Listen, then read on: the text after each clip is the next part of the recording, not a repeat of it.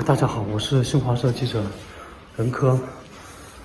我们今天晚上刚刚到利沃夫，刚吃完饭，想躺下休息会儿了。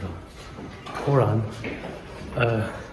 在宾馆的房间里面突然响起了一个声音，从那个喇叭里面声音，我也听不懂是什么，但是在外面呢就响起了那个空气警报，然后大家都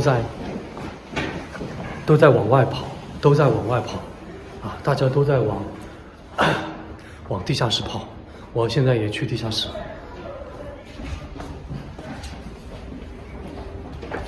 I can't claim it's normal, in 2022 to stay in shelter.